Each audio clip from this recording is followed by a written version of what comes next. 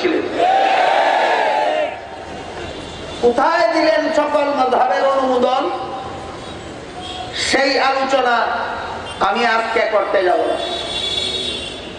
আগে এই সমস্ত পাজিরা, এই সমস্ত গণ্ডমূর্খরা, এই সমস্ত কুফরি মতবাদের অনুসারীরা আগে বলো যে ইসলাম ধর্মে কোনো মাযহাব নাই, সাহাবাদের মধ্যে কোনো মাযহাব ছিল না, কোরআনের দ্বারা কোনো মাযহাব প্রমাণিত নয়, রাসূলের হাদিসের দ্বারা মাযহাব প্রমাণিত নয়। এই কথা আগে তারা বলো, তারপরে আমরা বলবো কোরআনের কোন আয়াতের দ্বারা মাযহাব প্রমাণিত হইল, রাসূলের কোন হাদিসের দ্বারা কোন মাযহাব প্রমাণিত হইল।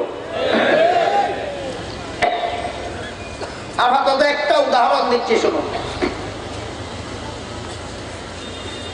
কোন মেয়ে লোককে তার স্বামী তালাক দিল, আপনারা কি মনে করেন এই মেয়ে লোকটা আর দ্বিতীয় স্বামী গ্রহণ করতে পারে না? প্রথম স্বামী তালাক দেওয়া মাত্রই না কিছুদিন অপেক্ষা করার পর? কতদিন অপেক্ষা করবে এই ব্যাপারে আল্লাহ বলেন। কতদিন অপেক্ষা করে দ্বিতীয় স্বামী গ্রহণ করবে সেই ব্যাপারে আল্লাহ কোরআনে বলেন,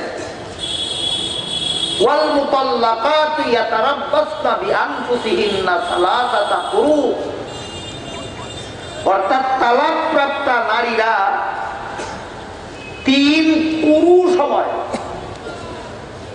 অপেক্ষা করার পর পরবর্তী স্বামী গ্রহণ করবে। 3 কুরু সময়। এই কুরু শব্দটা কোরআনের ভাষা, অভিধানে তার অর্থ দুইটা। একটা মেয়ে লোকের অপবিত্রতাকালীন সময়কেও কোরআনের ভাষায় কুরু বলে, মেয়ে লোকের পবিত্রতাকালীন সময়কেও কোরআনের ভাষায় কুরু বলে। বলুন, আল্লাহ বললেন 3 কুরু সময় অপেক্ষা করার পর তালাকপ্রাপ্ত নারী ভিন্ন স্বামী গ্রহণ করবে। কুরু শব্দের অর্থ একটা না দুইটা? 3 ঋতুরেও 3 কুরু বলে কোরআনের ভাষায়, 3 পবিত্রতাকালীন সময়কেও কোরআনের ভাষায় কুরু বলে। তাই ইমাম আবু হানিফা রাহমাতুল্লাহ আলাইহি বলেন, এখানে 3 অপবিত্রতাকালীন সময় গণ্য করলে মেয়েটা দ্বিতীয় স্বামী অতি অল্প সময়ে গ্রহণ করতে পারে, মেয়েটার পক্ষে সুবিধা হয়। সুতরাং আমরা 3 ঋতুস্রাবকালীন সময় গণ্য করব। ইমাম শাফিঈ রাহমাতুল্লাহ আলাইহি বলেন, আমরা 3 পবিত্রতাকালীন সময় গণ্য করব। হানাফি মাযহাব মতে 3 ঋতু অতিক্রান্ত করে তালাকপ্রাপ্ত নারী অন্যত্র বিয়ে বসতে পারে। শাফিঈ মাযহাব মতে 3 পবিত্রতাকালীন সময় অতিক্রান্ত করার পর তালাকপ্রাপ্ত নারী অন্যত্র বিয়ে বসতে পারে। হানাফি মাযহাবটা কোরআনের বিরুদ্ধে হইল না শাফিঈ মাযহাবটা কোরআনের বিরুদ্ধে হইল না সবটা মাযহাবই কোরআনের ভিত্তিতে হইল? এরপরেও যদি তারা কোরআনে কোন মাযহাব না পায়, এরপরও যদি তারা রাসূলের হাদিসে কোন মাযহাব না পায়, তাহলে গলায় কলসি বেঁধে বুড়িগঙ্গা নদীতে পরে মরে না কেন?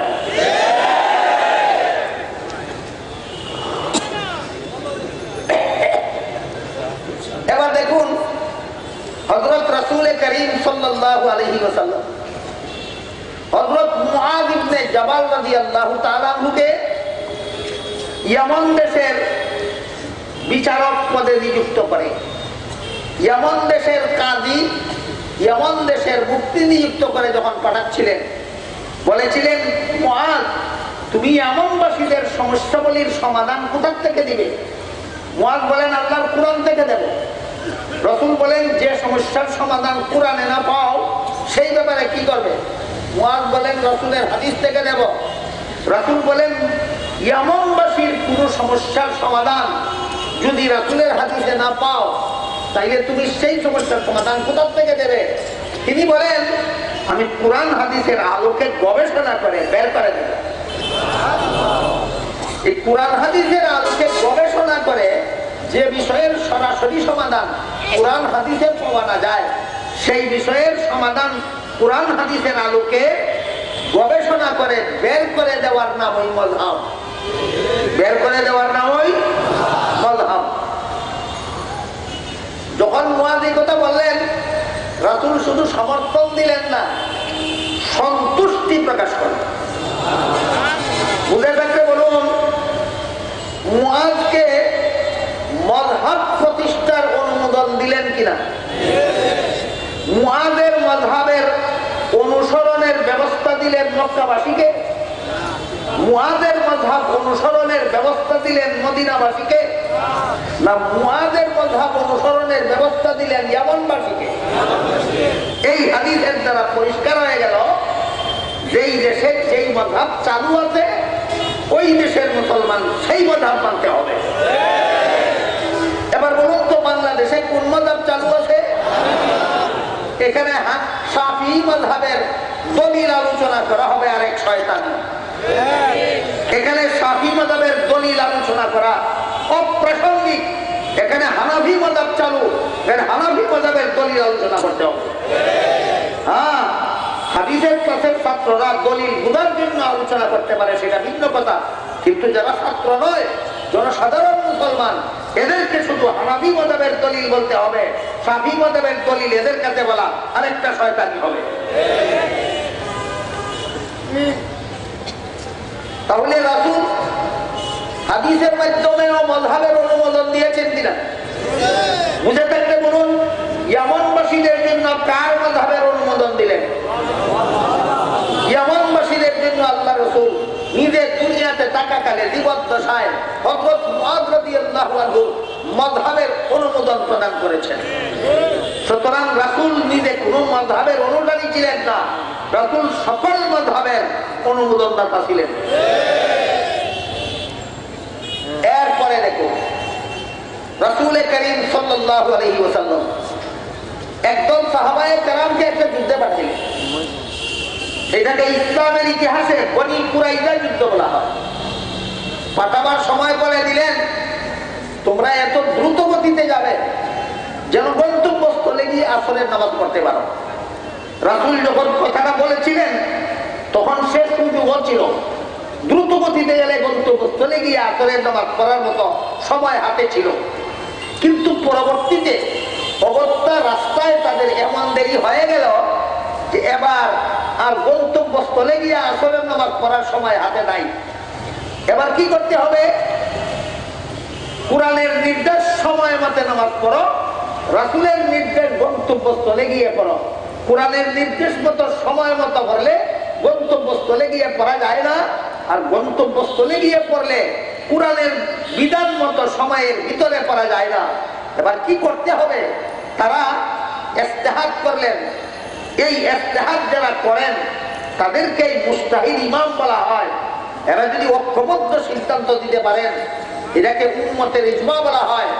আর মুজতাহিদগণ যদি ভিন্ন ভিন্ন সিদ্ধান্ত পেশ করেন, এক একজন মুজতাহিদের পেশকৃত এক একটা সিদ্ধান্তকেই এক একটা মাযহাব বলা হয়।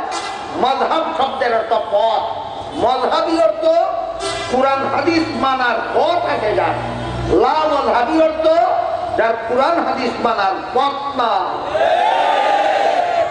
মাযহাব শব্দের অর্থ পথ, মাযহাবী অর্থ যাদের কুরআন হাদিস মানার পথ আছে, লা মাযহাবী অর্থ যাদের কুরআন হাদিস মানার পথ না। এই কথাটা আমি একটু পরে ইনশাআল্লাহ আলোচনা যাচ্ছি। এর আগে আমরা ওই সাহাবায়ে কেরামের মুজাহিদিনের, বনি কুরাইজা যুদ্ধের মুজাহিদিনের ঘটনাটা বুঝে শেষ করি। ইজতিহাদ করে একদল সাহাবী বললেন, রাসূল বলেছেন গন্তব্যস্থলে গিয়ে নামাজ পড়তে, সময় রইল না, কাজা হলো, সেটা আমাদের দেখার ব্যাপার নয়। তারা গন্তব্যস্থলে গিয়া কাজা করলেন। আরেকদল সাহাবী বললেন, আমাদেরকে রাসূল যে বলেছিলেন গন্তব্যস্থলে গিয়ে পড়ার জন্য, তখন কাজা হওয়ার আশঙ্কা ছিল না, এখন যেহেতু কাজা হওয়ার আশঙ্কা হয়ে গেছে এখন আর কাজা করা যাবে না। তারা রাস্তায় আসরের নামাজ পড়লেন। একদিনের আসরের নামাজ দিয়া একদল সাহাবায়ে কেরামের মধ্যে কটা মাযহাবের সৃষ্টি হইল। উভয়টা মাযহাবের কথা রাসূলের সামনে পেশ করা হলো। রাসূল উভয় মাযহাবকে সমর্থন দিয়ে দিলেন। বলুন, এই দিনের আসর রাসূল রাস্তায় পড়েছিলেন? এই দিনের আসর রাসূল কাজা করেছিলেন? তাহলে এখানে সাহাবায়ে কেরামের মধ্যে যে একদল সাহাবাদের মধ্যে যে দুইটা মাযহাব হইল, রাসূল কোন একটা মাযহাবের অন্তর্ভুক্ত ছিলেন বা উভয় মাযহাবের সমর্থক ছিলেন?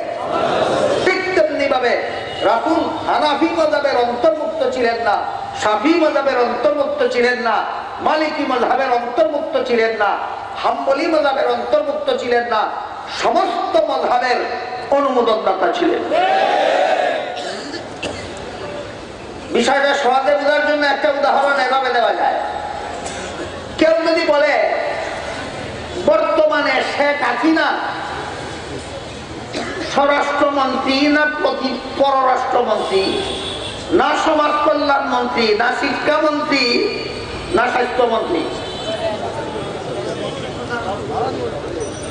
না সকল মন্ত্রীর অনুমোদনদাতা? শেখ হাসিনা কেন স্বরাষ্ট্রমন্ত্রী হবেন? তিনি তো স্বরাষ্ট্রমন্ত্রীর অনুমোদনদাতা। শেখ হাসিনা কেন পররাষ্ট্রমন্ত্রী হবেন?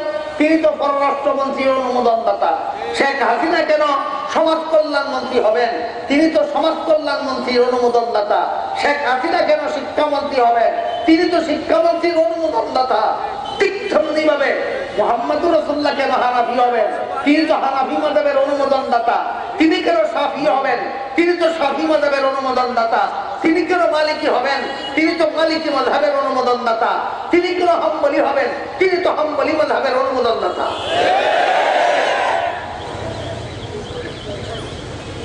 এত দূরে না গিয়ে আমরা একটু কাছে এসে বোঝার চেষ্টা করি। মসজিদে যখন নামাজের আযান হয়, সমস্ত মুসল্লিরাই আযান দেয় না একজন? তার পরিচয় কি? জমাত যখন শুরু হয় সবাই ইমামতি করে না একজন? তার পরিচয় কি? ইমাম। আর যারা তার পিছনে নামাজে শরীক হয় তাদের পরিচয় কি? তাহলে আপনাদের পাশের মসজিদের এক বেলা নামাজের জমাতে যারা নামাজ পড়লো সকলের একই পরিচয় না? একজনের পরিচয় ইমাম, একজনের পরিচয় মুয়াজ্জিন, এক দলের পরিচয় মুক্তাদি। এখন যদি কোনো গণ্ড মূর্খ জিজ্ঞাসা করে রাসূল মুয়াজ্জিন ছিলেন না মুক্তাদি ছিলেন, এই রকমের গলত। ঠিক তেমনি ভাবে কোন গোয়ারে যদি প্রশ্ন করে রাসূল হানাফি ছিলেন না শাফি ছিলেন, সে ওই রকমের দড়ি ছিল বল।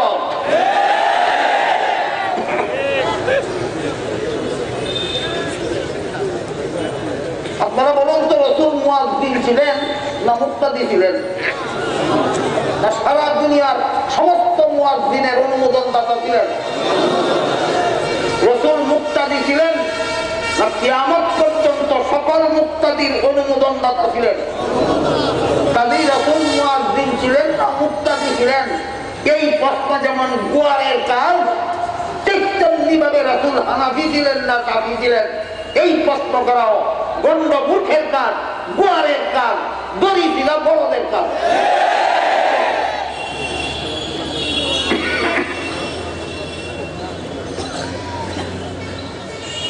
আমার কথাগুলি বুঝে দেখে বলুন, বর্তমান সমাজের এই সমস্ত লামাযহাবীরা যাদের নেতৃত্ব দিচ্ছে এই মতিউর রহমান, ইসলামী মতবাদে বিশ্বাসী, কুফরি মতবাদে বিশ্বাসী, যাদের নেতৃত্ব দিচ্ছে গোয়ার জাকির নায়েক, ইসলামী মতবাদে বিশ্বাসী না কুফরি মতবাদে বিশ্বাসী?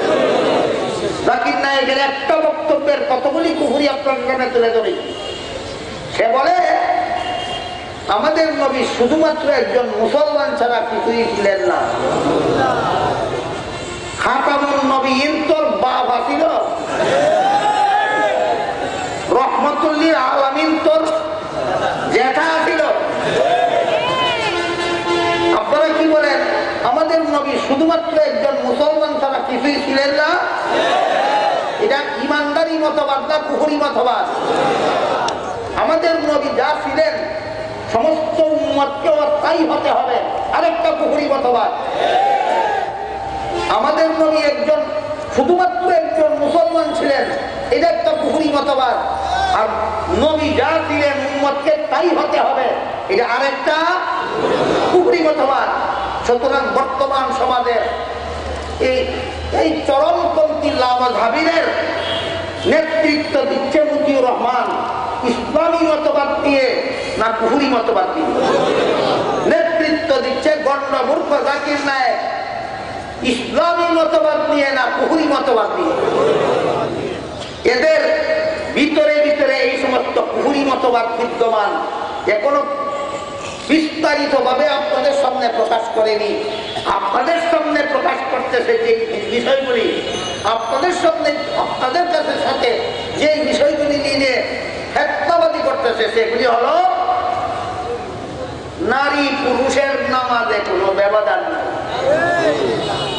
মুহাম্মদুর রাসূলুল্লাহ বলেন নারী পুরুষের নামাজে ব্যবধান আছে। এক হাদিসে আল্লাহ রাসূল বলেন খায়রু মাসাজিদিন নিসাঈ কারু বিউতিহিন্না, নারীদের শ্রেষ্ঠ মসজিদ তাদের ঘরের কোণা।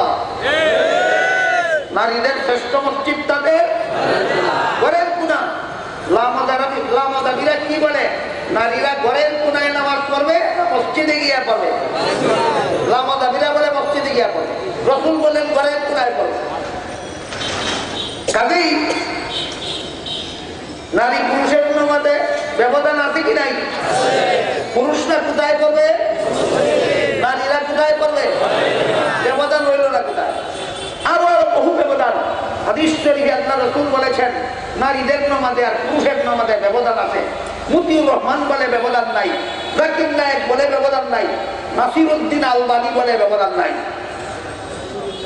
নাসিরউদ্দিন আলবানীও এই চরমপন্থী লামাযহাবীদের আরেক নেতা ছিল, বর্তমানে দুনিয়াতে নাই।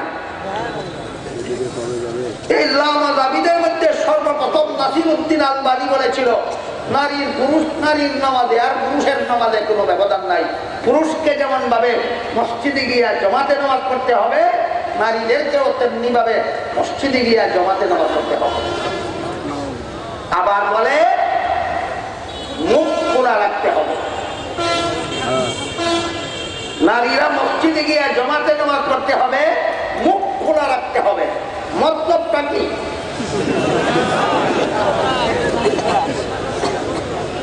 একদল মানুষ আমাদের সমাজে আছে যারা নারী পুরুষকে সমান বলে সমাজে, আর এই লামাযহাবীরা নারী পুরুষকে সমান বলে নামাজে। একদলে সমান বলে সমাজে, আরেক দলে সমান বলে নামাজে। সমাজে যারা সমান বলে এদের যেই মতলব, নামাজে যারা সমান বলে তাদেরও একই মতলব। মতলবটা কি? যারা সমাজে যারা নারী পুরুষ সমান বলে এদের মতলব হলো নারী পুরুষের ব্যবধান নাই, সমান বলে স্লোগান দিয়ে নারীদেরকে ঘর থেকে বের করে পথে ঘাটে হাটে মাঠে শহরে বন্দরে যেখানে সেখানে নারীদেরকে উপভোগের ব্যবস্থা করা। ওরা কোথায় উপভোগের ব্যবস্থা করতে চায়? পথে ঘাটে। সমাজে যারা বলে নারী পুরুষ সমান, এরা নারীকে কোথায় উপভোগের সুযোগ করতে চায়? পথে ঘাটে। আর যারা বলে নামাজে নারী পুরুষ সমান, এরা নারীকে মসজিদের ভিতরে উপভোগের সুযোগ করতে চায়। এই জন্য বলে মুখ খোলা রাখতে হবে, মসজিদে যেতে হবে, নারীদেরও নামাজের জন্য মসজিদে যেতে হবে এবং মুখ খোলা রাখতে হবে। মতলবটা কি? ওই সমাজবাদীরা যেই মতলব, নামাজবাদীরা একই মতলব। সুমতলব না কুমতলব? কাজে এদের ব্যাপারে এখনোই সতর্ক হওয়ার সময়। এই সমস্ত লামাযহাবীদের ব্যাপারে এখনই সতর্ক হওয়ার সময়। এরা এখনো সবগুলি বিষ, এদের ভিতরে যে সমস্ত বিষাক্ত কথাবার্তা আছে, এদের ভিতরে যে সমস্ত কুফরি আকীদা আছে, এগুলি এখনো সবিস্তারে আপনাদের সামনে প্রকাশ করেনি।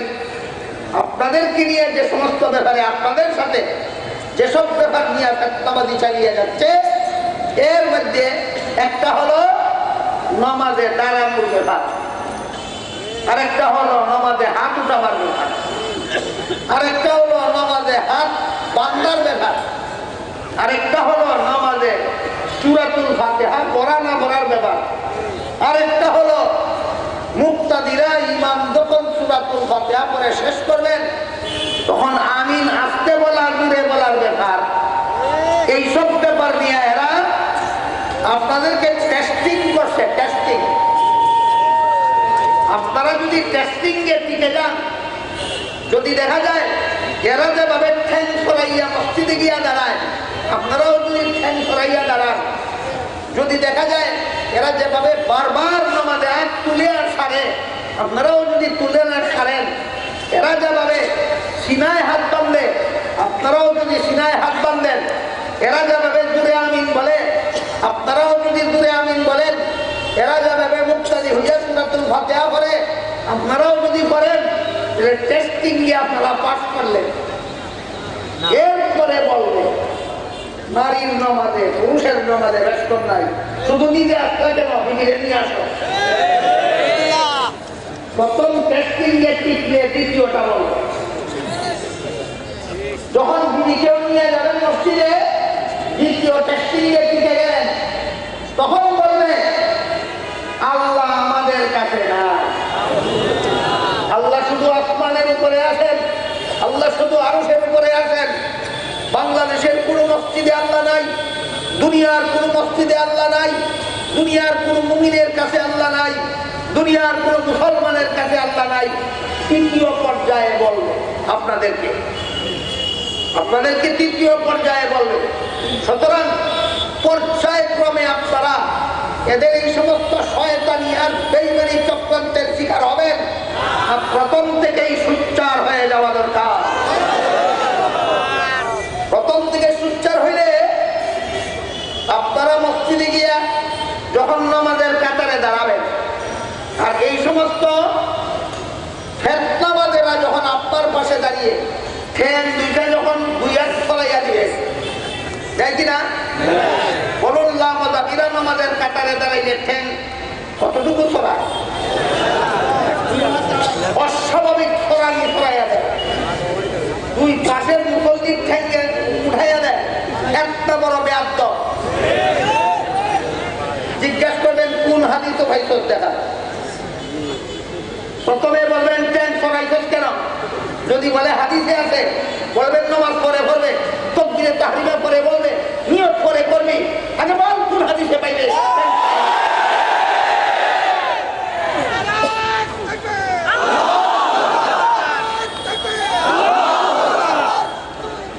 হাদিসে আছে আল্লাহর রাসূল সাল্লাল্লাহু আলাইহি ওয়াসাল্লাম সাহাবায়ে কেরামকে কাতার সুজা করা শিক্ষা দিতেন।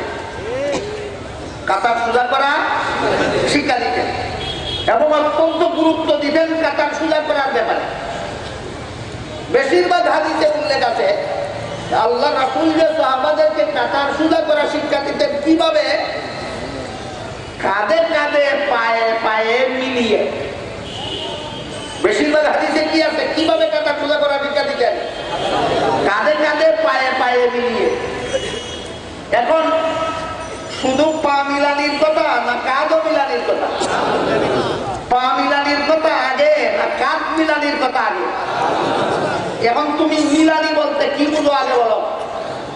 মিলানি বলতে যদি বলো লাগাইয়া দেওয়া, তাইলে তোমার ডান পাশের লোকের কাঁধের সাথে তোমার কাঁধ লাগিয়ে দাও, তোমার বাম পাশের লোকের কাঁধের সাথে তোমার কাঁধ লাগিয়ে দাও, তারপরে দেখো ঠ্যাং সরাবার জায়গা কি পরিমাণ থাকে। আর যদি বলো যে হাদিসে যে আছে কাঁধে কাঁধে মিলিয়ে পায়ে পায়ে মিলিয়ে কাতার সোজা করার কথা, এখানে মিলানি অর্থ লাগানি নয়, এখানে মিলানি অর্থ সোজা করা। তাহলে কাঁধের বেলায় যদি সোজা করা হলো, ঠ্যাঙ্গের বেলায় লাগানি ভাইটা কোথায়? বলুন কাতার সোজা করার হাদিসে ঠ্যাঙ্গের কথা আগে না কাঁধের কথা আগে? কাঁধের ফয়সলা আগে হোক, কাঁধের ফয়সলা আগে হোক।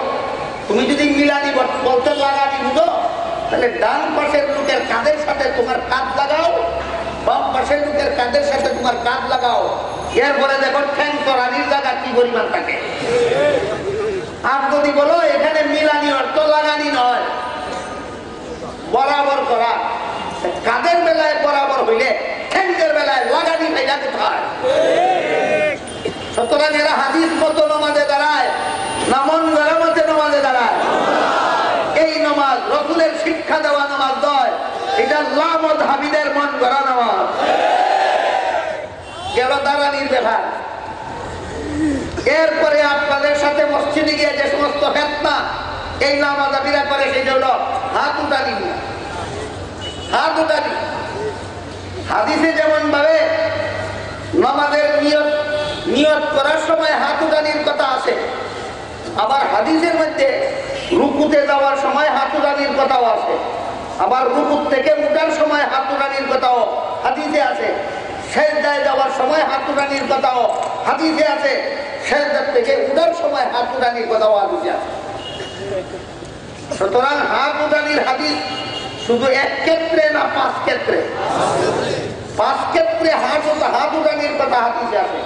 তোমরা 3 ক্ষেত্রে উঠাও কেন, 2 ক্ষেত্রে হাদিস মানো না কেন? জবাব দাও।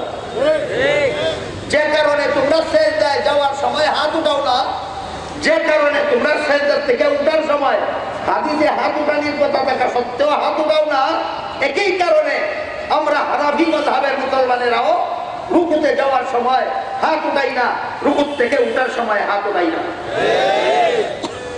আমরা উঠাই না রুকুতে যাওয়ার সময়, রুকুত থেকে উঠার সময়। কোন কারণে?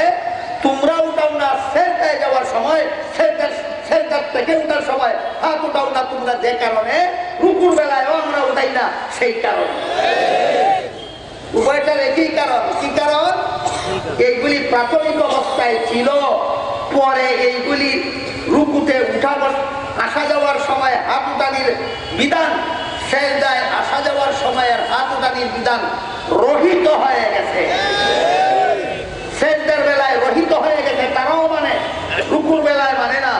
হাত উঠানির বিধান সেজদার বেলায় যেমন রহিত হয়ে গেছে, রুকুর বেলায় রহিত হয়ে গেছে। হুজুর বলছেন, হাদিস বুঝা শুনাইছেন যে শুধু এখন নিয়ত করার সময় হাত উঠানির বিধান বলবৎ রয়েছে, অন্য ক্ষেত্রে হাত উঠানির বিধান রহিত হয়ে গেছে। যে হাদিসের বর্ণিত বিধান রহিত হয়ে গেল, সেই হাদিসের উপর আমল করা বৈধ না অবৈধ? বলেন, এরা যে হাদিসের উপর আমল করার দোহাই দেয়, বৈধ পদ্ধতিতে না অবৈধ পদ্ধতি? অবৈধ পদ্ধতি। গেল হাত উঠানির ব্যাপার। এবার হাত বান্ধার ব্যাপার। কোন কোন হাদিসে আছে নিয়ত করার পর 2 হাত নাভির নিচে বাঁধার কথা। কোন কোন হাদিসে আছে নিয়ত করার পর 2 হাত সিনায় বাঁধার কথা। বলুন, হাত বাঁধার হাদিসও একরকম না ভিন্ন রকম? আপনারাই বলুন। যে হাদিসে আছে নিয়ত করার পর 2 হাত নাভির নিচে বাঁধার কথা, সেই হাদিসটা আমল করলে সিনায় হাত বাঁধার হাদিস আমল করার কোন উপায় থাকে? যে হাদিসে আছে 2 হাত সিনায় বাঁধার কথা, সেই হাদিসটা আমল করলে নাভির নিচে হাত বাঁধার হাদিস আমল করার কোন উপায় থাকে? থাকে না। তাহলে তোমরা যারা বলো হাদিস মানি, মাযহাব মানি না, বাপের বেটা হয়ে থাকলে 2টা হাদিস মান্য দেখা। বুঝতে পারছেন কথা? বুঝতে পারছেন? বাপের বেটা হয়ে থাকলে 2 হাত নাভির নিচেও বাদ, 2 হাত সিনায়ও বাদ, বাপের বেটা হয়ে থাকলে।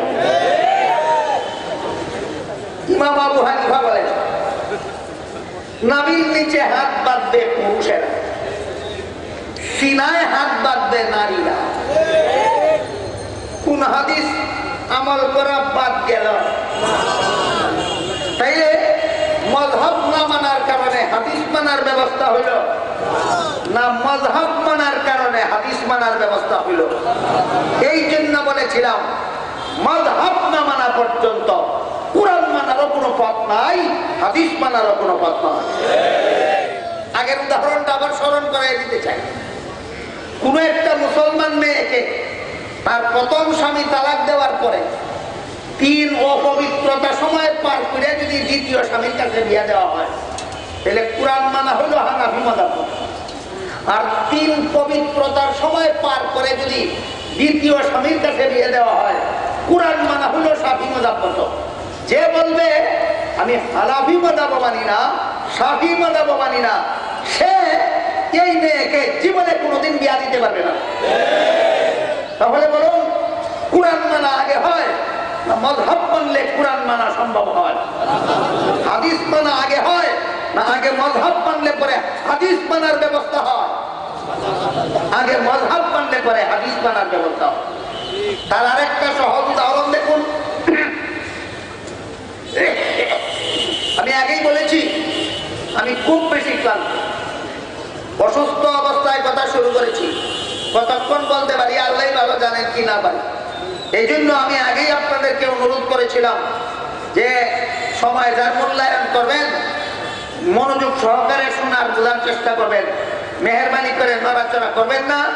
ফাঁকে ফাঁকে যে সমস্ত অবুঝ বাচ্চারা বসেছে নাবালক, এদেরকে নিজেদের দায়িত্বে নিরিবিলি বসে রাখার চেষ্টা করবেন, এদেরকে উঠা বসা করতে দেবেন। আমি আশা করি মুসলমান হিসাবে আপনারা সবাই জানেন এবং বিশ্বাস করেন মহানবী মুহাম্মদুর রাসূলুল্লাহ সাল্লাল্লাহু আলাইহি ওয়াসাল্লাম মেরাজের রাতে সশরীরে 7 আসমানের উপরে গিয়েছিলেন। বিশ্বাস করেন? জান্নাত জাহান্নাম পরিদর্শন করেছিলেন। বিশ্বাস করেন? আল্লাহর সাথে কথাবার্তা বলেছিলেন। বিশ্বাস করেন? কিন্তু আল্লাহকে চর্মচুকে দেখেছিলেন কিনা এই প্রশ্নের জবাব পরিষ্কার ভাষায় কোন হাদিসে নাই। আল্লাহকে চর্মচুকে দেখেছিলেন কিনা এই প্রশ্নের জবাব পরিষ্কার ভাষায় কোন হাদিসে নাই। এবার বলুন, কোন প্রশ্নের জবাব যদি সরাসরি কোরআন হাদিসে পাওয়া না যায়, সেই প্রশ্নের জবাব বের করার পদ্ধতি কি? মুস্তাহিদগণ কোরআন হাদিসের আলোকে গবেষণা করে বের করেন। এটাকে কোরআনের ভাষায় ইজতিহাদ বলা হয়। এটাকে কোরআনের ভাষায় ইজতিহাদ বলা হয়। যারা ইজতিহাদ করেন তাদেরকেই মুস্তাহিদ ইমাম বলা হয়। সাহাবায়ে কেরামের মধ্যে আবু বকর সিদ্দিক রাদিয়াল্লাহু আনহু একজন মুস্তাহিদ ইমাম ছিলেন। উমর ফারুক রাদিয়াল্লাহু আনহু একজন মুস্তাহিদ ইমাম ছিলেন। উম্মুল মুমিনিন আয়েশা রাদিয়াল্লাহু আনহা একজন মুস্তাহিদ ইমাম ছিলেন। ইবনে আব্বাস রাদিয়াল্লাহু আনহু একজন মুস্তাহিদ ইমাম ছিলেন। ইবনে মাসউদ রাদিয়াল্লাহু আনহু একজন মুস্তাহিদ ইমাম ছিলেন। তাবেঈনের মধ্যে ইমাম আবু হানিফা রাহমাতুল্লাহ আলাইহি সবচেয়ে বড় মুস্তাহিদ ইমাম ছিলেন। সাহাবায়ে কেরামের মধ্যে অনেক মুস্তাহিদ ইমাম ছিলেন, তাবেঈনের মধ্যে সবচেয়ে বড় মুস্তাহিদ ইমাম ছিলেন আবু হানিফা রাহমাতুল্লাহ আলাইহি। যে বিধান কুরআন হাদিসেও সরাসরি পাওয়া গেল না, আর মুস্তাহিদগণ ইজতিহাদ করে বের করে দিলেন, এইটাও যদি গ্রহণ করে না, তাহলে তার পক্ষে কুরআন হাদিস আমল করার আর কোনো পথ বাকি থাকে না। এটার নাম হইল আমল হাবি। এবার বলুন, মুহাম্মদুর রাসূলুল্লাহ সাল্লাল্লাহু আলাইহি ওয়াসাল্লাম মেরাজের রাতে আল্লাহর সাথে কথা বলেছিলেন, কথাটা হাদিসে আছে, কিন্তু আল্লাহকে চর্মচুকে দেখেছিলেন কিনা এটা পরিষ্কার ভাষায় কোনো হাদিসে নাই। এবার কি করতে হয়? কি করতে হয়? ইজতিহাদ করে সমাধানটা বের করতে হয়। নবীর বিবি আয়েশাও ইজতিহাদ করেছেন, নবীর চাচাতো ভাই ইবনে আব্বাসও ইজতিহাদ করেছেন। নবীর বিবি আয়েশা ইজতিহাদ করে বলেন, আল্লাহর সাথে রাসূল কথা বলেছেন ঠিক, কিন্তু চর্মচুকে দেখেননি। মেরাজের রাতে নবী আল্লাহকে চর্মচুকে দেখেননি। এটা নবীর বিবি আয়েশার মাযহাব। কার মাযহাব? আয়েশার মাযহাব। ইবনে আব্বাস বলেন, নবী যখন আল্লাহর সাথে কথা বলছিলেন তখন চর্মচুকেই আল্লাহকে দেখেছেন। এটা কার মাযহাব? দেখেননি আয়েশার মাযহাব, দেখেছেন ইবনে আব্বাসের মাযহাব। এবার আপনারা বলুন, আপনারা কি মেরাজের হাদিস মানেন? দেখেছিলেন হিসাবে না দেখেননি হিসাবে? যদি দেখেছিলেন হিসাবে মানেন মেরাজের হাদিস, তবু হাদিস মানার আগে ইবনে আব্বাসের মাযহাব মানলেন। যদি দেখেননি হিসাবে মানেন মেরাজের হাদিস, তবু হাদিস মানার আগে উম্মুল মুমিনিনের মাযহাব মানলেন। সুতরাং মাযহাব না মানা পর্যন্ত হাদিস মানার কোনো পথ নাই। মাযহাব না মানা পর্যন্ত হাদিস মানার কোনো পথ নাই। এবার বলুন, আমার কথা বলতে লাগলে, একটা মেয়েকে যদি প্রথম স্বামী তালাক দেওয়ার পর 3 ঋতুস্রাবকালীন সময় অতিক্রান্ত হওয়ার পরে বিয়া দেওয়া হয়, তাহলে কোরআনের নির্দেশ পালন করা হইল কিনা? কার মাযহাব মতে? আবু হানিফা। কোরআন মানা হইল আবু হানিফার মাযহাব। আর যদি 3 পবিত্রতাকালীন সময় পার হওয়ার পরে বিয়া দেওয়া হয়, তবুও কোরআন মানা হইল, কিন্তু কার মাযহাব মতে? এখানে যদি আপনি হানাফি মাযহাবও মানেন না, শাফি মাযহাবও মানেন না, কোরআনের এই নির্দেশ কিয়ামত পর্যন্ত আপনি পালন করার কোনো পথ পাবেন না। সুতরাং মাযহাব হইল কোরআন মানার পথ, মাযহাব হইল হাদিস মানার পথ। যারা মাযহাব মানে না, এদের কোরআন হাদিস মানার কোনো পথ নাই। যারা মাযহাব মানে না, এদের কোরআন হাদিস মানার কোনো পথ। এইটার একটা উদাহরণ দিচ্ছিলাম। নামাজে হাত বাঁধার হাদিস একরকম না ভিন্ন ভিন্ন? বলেন, সব মাযহাব না মানলে সবগুলি হাদিস মানা যায় না? মাযহাব মানলে হাদিস মানার ব্যবস্থা। হানাফি মাযহাবে কি সমাধান দেওয়া হয়েছে? পুরুষেরা 2 হাত বাঁধবে কোথায়? নাভির নিচে। নারীরা 2 হাত বাঁধবে কোথায়? সিনায়। লামাযাবিদের পুরুষরাও বাঁধে সিনায়, নারীরাও বাঁধে সিনায়। নাভির নিচে হাত বাঁধার সহিহ হাদিস মানল কোথায়? বরং এরা হাদিস মানে না হাদিস মানার দোহাই দিয়ে ধোঁকা দেয়? এরা হাদিস মাননেওয়ালা নয়, হাদিস মানার দোহাই দিয়ে আপনাদেরকে ধোঁকা দেয়। নাভির নিচে হাত বাঁধার হাদিস সহিহ, নাভির নিচে হাত বাঁধার হাদিস সহিহ, একটা মাযহাবিও মানে না। বলুন, হাদিস মানলো অমান্য করলো? তাহলে হাদিস মানার দোহাইটা এদের কি দুঃখাবাদী নয়? দুঃখাবাদী। গেল হাত বাঁধার ব্যাপার। হাত বাঁধার ব্যাপার নিয়ে এরা মসজিদে গিয়ে ফেতনা করে। নামাজের কাতারে দাঁড়ানির ঠ্যাং সরানির ব্যাপার নিয়ে মসজিদে গিয়ে ফেতনা করে। এরপরে আর ফেতনা করে কোথায়? মুক্তাদিদের সূরা কেরাত করার ব্যাপার। মুক্তাদিদের কোন সূরা কেরাত ইমামের পিছনে নাই। এ ব্যাপারে সর্বপ্রথম কোরআনের আয়াত আপনাদের মনে রাখা দরকার। আপনারা যারা হানাফি মাযহাব মতে নামাজ পড়েন, আপনারা ইমামের পিছনে মুক্তাদি হয়ে নামাজ পড়ার সময় সূরা কেরাত পড়েন না চুপ থাকেন? আপনাদেরকে এরা বলে হাদিস বিরোধী নামাজ পড়লেন, নামাজ হইল না। বলে কিনা? হাদিস বিরোধী নামাজ। কিভাবে বলে? হাদিস শরীফে আল্লাহ রাসূল বলেছেন, লা সালাতা লিমান লাম ইয়াকরা বিফাতিহাতিল কিতাব, যে ব্যক্তি সূরাতুল ফাতিহা পড়বে না তার নামাজ হবে না। কাজেই আপনারা যেহেতু মুক্তাদি অবস্থায় সূরা ফাতিহা পড়লেন না, রাসূলের হাদিস মতো আপনাদের নামাজ হয় না। বলে কিনা? আমি জবাব করে দেব।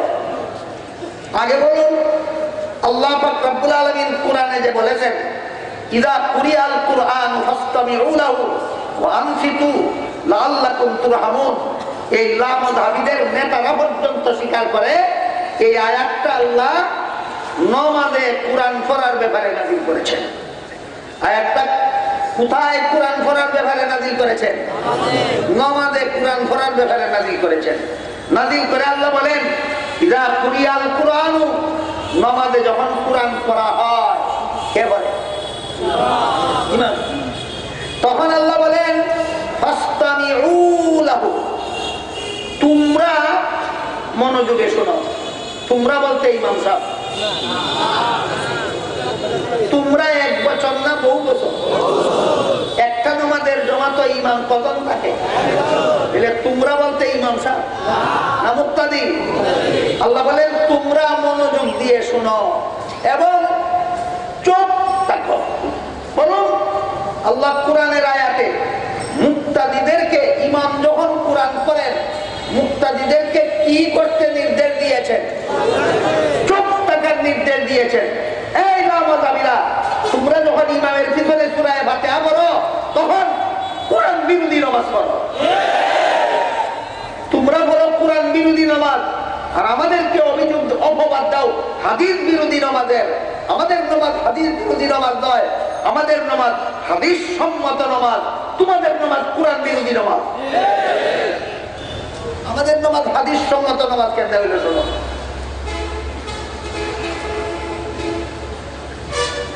নামাজে সূরাতুল ফাতিহা পড়ার ব্যাপারে যত হাদিস আছে সবগুলি হাদিস মোটামুটি 3 প্রকার।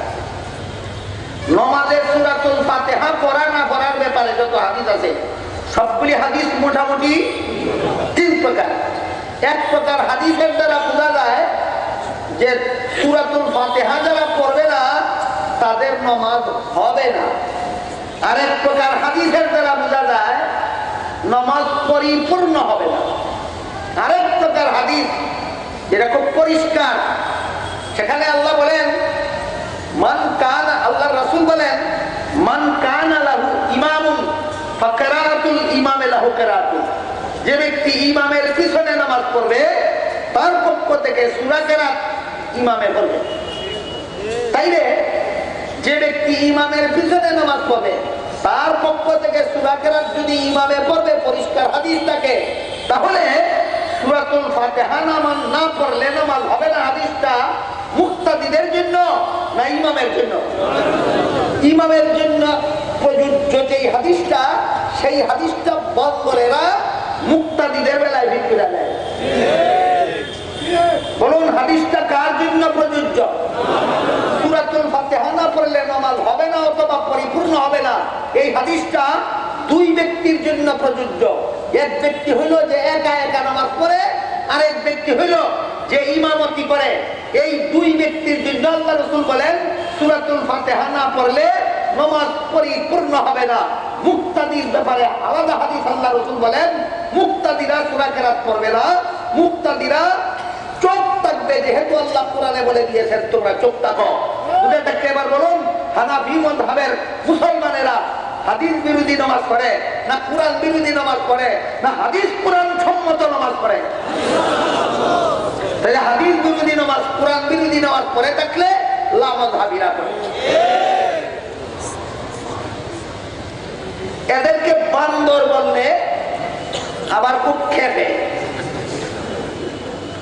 বাংলা ভাষায় বলে বানর, উর্দু ভাষায় বলে বান্দর। আপনারা কোনটা বললে বুঝেন? কোনটা? বান্দর। এদেরকে বান্দর বললে খুব খেপে। এই জন্য বান্দর কেন বললাম এবার আপনাদেরকে পরিষ্কার ভাষায় বলি শুনুন। তারাবির নামাজের রাকাত সংখ্যা নিয়ে এরা বান্দামি করে। তারাবির নামাজের রাকাত সংখ্যা নিয়ে ওরা কি করে? বান্দরামি করে। কেমন বান্দরামি? বলে হাদিস শরীফে উল্লেখ আছে আল্লাহ রাসূল বিতির সহ 11 রাকাত নামাজ পড়তেন। কাজেই 11 রাকাত থেকে বিতিরের 3 রাকাত বাদ দিলে কত রাকাত থাকে? এই দেখো হাদিসে আছে 8 রাকাত। মাযহাবিরা এরকম কথা বলে কিনা? এবার আপনারা লক্ষ্য করে দেখুন এরা কত বড় বান্দর, কত বড় বান্দর। যে হাদিসে আছে আল্লাহ রাসূল বিতির সহ 11 রাকাত করতেন, এখানে 11 রাকাত থেকে বিতিরের 3 রাকাত বাদ দিলে যে 8 রাকাত থাকে, এই হাদিসে সাথে সাথে উল্লেখ করা আছে যে এই 8 রাকাত নামাজ আল্লাহ রাসূল 12 মাস করতেন। 12 মাস। বলুন 8 রাকাতের কথা যে হাদিসে আছে, সেই হাদিসে কি আছে? 8 রাকাত নামাজ রাসূল রমজানে পড়তেন না 12 মাস? 12 মাসের নামাজের নাম তারাবি না তাহাজ্জুদ? তাহাজ্জুদের হাদিস দিয়া তারাবির দলিল দেয়। বান্দর না হইলে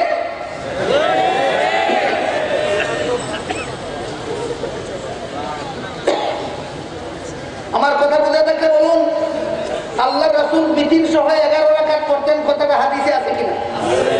11 রাকাত থেকে বিতিরের 3 রাকাত বাদ দিলে 8 রাকাত থাকে কিনা? এই 8 রাকাত রমজানের নামাজ না 12 মাসের নামাজ? এটার নাম তারাবি না তাহাজ্জুদ? তাহাজ্জুদের হাদিস পেশ করে দলিল দেয় তারাবির বান্দর কিনা? বান্দর কইলে এত জাল লাগে কেন? হ্যাঁ, বান্দরের দল, তোরা বান্দর কইলে এত জাল লাগে কেন? এটা কি করছ? বান্দারি করছ না কি করছ? এরপরে শোনো, আরেক হাদিসে আছে বিতির সহ আল্লাহর রাসূল 23 রাকাত করতেন। বিতির সহ করাকাত 23 রাকাত। এবার বলুন 23 রাকাত থেকে বিতিরের 3 রাকাত বাদ দিলে করাকাত থাকে। এই 20 রাকাতের হাদিসে উল্লেখ আছে, এই 20 রাকাত নামাজ আল্লাহর রাসূল শুধু রমজানে পড়তেন, শুধু রমজানে। 8 রাকাতের হাদিস আছে, উল্লেখ আছে রাসূল 12 মাস পড়তেন। 20 রাকাতের হাদিস আছে, উল্লেখ আছে শুধু রমজানে পড়তেন। বলুন কোনটা কি নামাজ? 8 রাকাতের হাদিসটা হইল তাহাজ্জুদের ব্যাপারে, 20 রাকাতের হাদিসটা হইল তারাবির ব্যাপারে। এবার বলুন তারাবির হাদিসটা বলে না লুকিয়ে রাখে? আর তাহাজ্জুদের হাদিসটা দিয়া কিসের দলিল দেয়? বান্দর আর কাকে বলা যায়? আর কাকে বান্দর বলা যায়? বলুন এই ফিতনাবাজ লামাযহাবীরা তারাবির নামাজ 8 রাকাত বলে বান্দামি করে কিনা? দলিল দিতে বান্দামি করে কিনা? তারাবির আসল হাদিস লুকিয়ে রাখার বান্দামি করে, তাহাজ্জুদের হাদিস দিয়া তারাবির দলিল দেওয়ার বান্দামি করে। বান্দরের কারে কয়? এই সবগুলি ফিতনা মসজিদে গিয়া করে। আমি বলতে চাই তারাবির নামাজ যদি কেউ 20 রাকাত না পড়ে 8 রাকাতও পড়ে, কাফের হয়ে যাবে। কেউ যদি ইমামের পিছনে সূরা ফাতিহা পড়ে ফেলে, কাফের হয়ে যাবে। কেউ যদি আমিন জুড়ে বলে ফেলে, কাফের হয়ে যাবে। কেউ যদি ঠ্যাং সরাইয়া দাঁড়ায়, কাফের হয়ে যাবে। কেউ যদি বারবার হাত উঠায়, কাফের হয়ে যাবে। যাবে না? কিন্তু যদি বলে আল্লাহ আসমানের নিচে না, যদি বলে আমাদের নবী একজন মুসলমান ছাড়া আর কিছু ছিলেন না, যদি বলে আমাদের নবী যা ছিলেন সমস্ত মুসলমানকে তাই হতে হবে, তাহলে কাফের হবে কিনা? তাইলে এদের আসল ফিতনা কি মসজিদের ভিতরে না আসল ফিতনা চলছে ইন্টারনেটে? মসজিদের ভিতরে আসল ফিতনা নয়, এদের ঠ্যাং সরানোর ফিতনা। আসল বান্দামি নয়, এদের হাত উঠাবার ফিতনা। আসল বান্দামি নয়, এদের হাত বাঁধার ফিতনা। আসল বান্দামি নয়, এদের সূরাতুল ফাতিহা পড়ার ফিতনা। আসল বান্দামি নয়, এদের জুড়ে আমিন বলার ফিতনা। আসল বান্দামি নয়, আল্লাহর কোরআনের বিরুদ্ধে কুফরি মতবাদ প্রচারের ফিতনা এসে এদের আসল বান্দামি। এবার জুড়ে আমিন বলার ব্যাপারে একটু সামান্য কথা বলি, শুনুন ইনশাআল্লাহ। আর আপনাদের ধৈর্যচ্যুতি ঘটাবো না। যেমন ভাবে হাদিসে বিভিন্ন নামাজের বিভিন্ন অংশে হাত উঠাবার কথা আছে, কিন্তু এগুলি সবগুলি রহিত শুধু প্রথমবার একটা ছাড়া। ঠিক তেমনি ভাবে হাদিসে কোন হাদিসে আস্তে বল আমিন বলার কথাও আছে। কোন হাদিসে এর দ্বারা দূরে আমিন বলাও বোঝা যায়, কোন হাদিসের দ্বারা আস্তে আমিন বলাও বোঝা যায়। বলুন হাদিসের দ্বারা শুধু জুড়ে বোঝা যায় না আস্তেও বোঝা যায়? হাদিসের দ্বারা শুধু আস্তে প্রমাণ হয় না জুড়েও প্রমাণ হয়? তাইলে দূরে আমিন বললে আস্তে আমিন বলার হাদিস মানা যায় না বাদ পড়ে? আস্তে আমিন বললে দূরে আমিন বলার হাদিস মানা হয় না লঙ্ঘন হয়? তাইলে হাদিস তোমরা যারা মাযহাব মানো না, হাদিস মানো, আবারও বাপের বেটা হইলে আস্তে আমিন বলা দূরে আমিন বলা দুটো হাদিস মান্য দেখাও, পারবে না কোনোদিন। হানাফি মাযহাবের সিদ্ধান্ত হইল জুড়ে আমিন বলা জায়েজ আছে, আস্তে আমিন বললে সওয়াব আছে। এটা হানাফি মাযহাবের সিদ্ধান্ত। জুড়ে আমিন বলা কি আছে আর আস্তে আমিন বললে কি আছে? এবার বলুন একটা কাজ একভাবে করলে জায়েজ আছে আর একভাবে করলে সওয়াব আছে, কোনভাবে করবেন? যদি বলেন আমার অধিকার আছে জায়েজটা করার, আমি সওয়াব আশা করবো না, আপনার কি অধিকার আপত্তি করার? আমার কোনো অধিকার নাই আপত্তি করার। তাহলে সওয়াব আশাটা বাদ দিয়ে শুধু জায়েজ আছেটা মসজিদে এসে কেন ঘরে গিয়েও করো। বউ তালাক দেওয়ার কথাও হাদিসে আছে, বউ নিয়ে জীবন যাপন করার কথাও হাদিসে আছে। তালাক দেওয়ার হাদিসটা কি সওয়াব আছে না জায়েজ আছে? আর বউ নিয়ে জীবন যাপন করার হাদিসটা কি জায়েজ আছে না সওয়াব আছে? মসজিদে এসে যদি সওয়াব আছেটা বাদ দিয়ে জায়েজ আছেটা আমল করো, ঘরে গিয়ে বউকে তালাক দেওয়ার ব্যাপারেও সওয়াব আছেটা বাদ দিয়ে জায়েজ আছেটা আমল করো। নাকি কথাটা বুঝাতে পারলাম না? বলুন, বউ তালাকের কথা হাদিসে আছে কি নাই? বউ নিয়ে জীবন যাপনের কথাও হাদিসে আছে কি নাই? আপনার তো অধিকার আছে যে কোনটা আমল করতে পারবেন, কিন্তু বিবেককে জিজ্ঞেস করে বলুন, জায়েজ আছে তা আমল করবেন ঠেকা ছাড়া? ঠেকা ছাড়া না, ঠেকা ছাড়া জায়েজ সওয়াব আছে তাই আমল করতে হবে।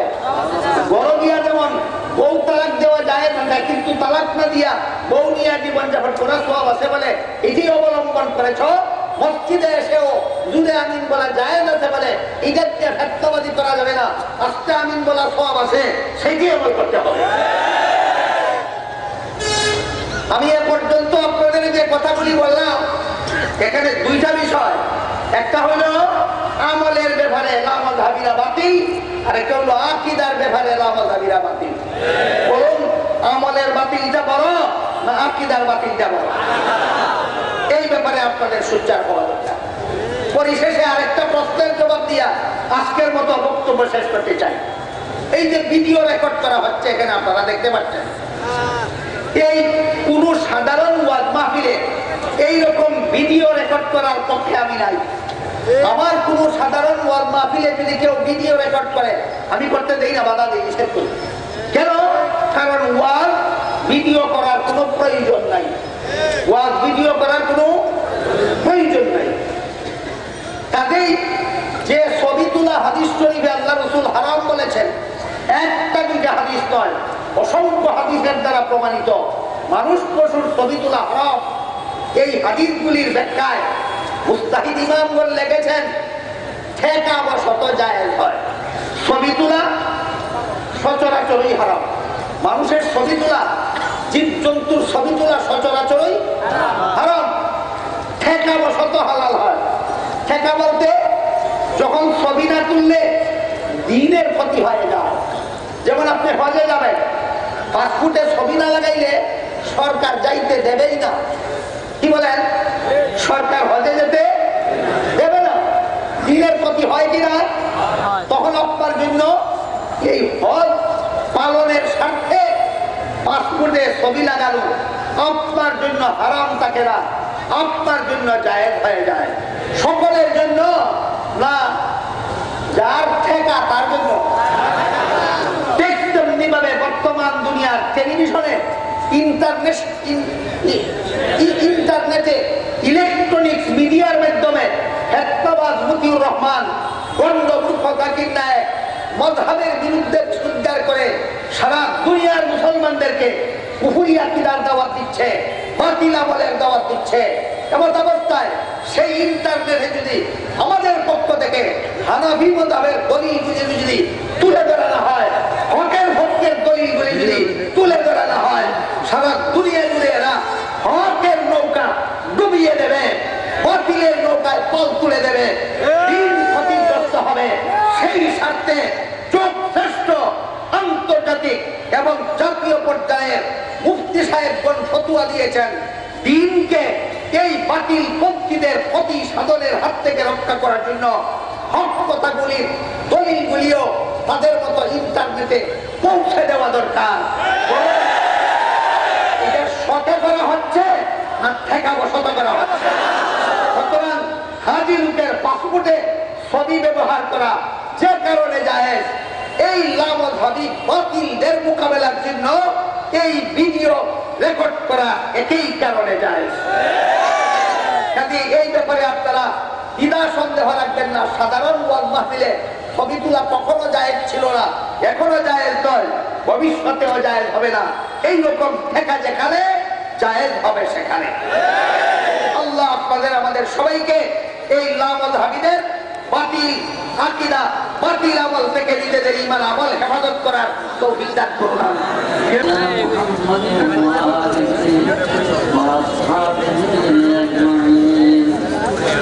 ربنا ظلمنا